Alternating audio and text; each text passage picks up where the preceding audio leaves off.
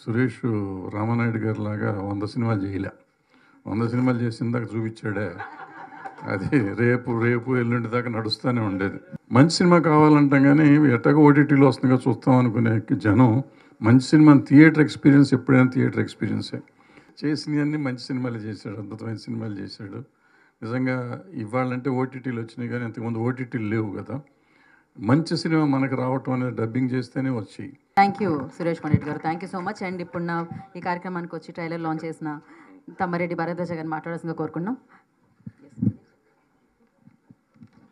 అందరికీ నమస్కారం. గొంతు పోయింది, ఆకలేస్తాను కదా.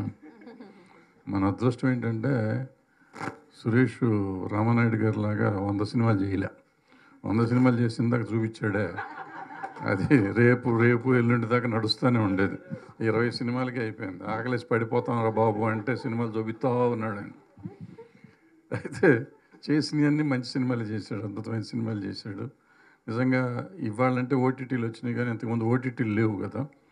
మంచి సినిమా మనకు రావటం అనేది డబ్బింగ్ చేస్తేనే వచ్చాయి. సో తను డబ్బింగ్ చేసి మంచి సినిమాలు అన్నింటినీ మనకు తీసుకొచ్చాడు. అన్నీ సక్సెస్ఫుల్ సినిమాలే. అక్కడ అయినాయి, మన దగ్గర కూడా సక్సెస్ అయినాయి. అట్లాగే ఇప్పుడు మై బేబీ కూడా అక్కడ డిఎన్ఏ అని బ్రహ్మాండంగా ఆడుతున్న సినిమా, దాన్ని ఇక్కడికి సక్సెస్ఫుల్గా తీసుకొచ్చాడు. నిన్న అందరూ చూశారు, బాగుందన్నారు. మంచి సినిమా కావాలంటాం కానీ ఎట్టగా ఓటీటీలో వస్తుందిగా చూస్తాం అనుకునే జనం మంచి సినిమాని థియేటర్ ఎక్స్పీరియన్స్ ఎప్పుడైనా థియేటర్ ఎక్స్పీరియన్సే.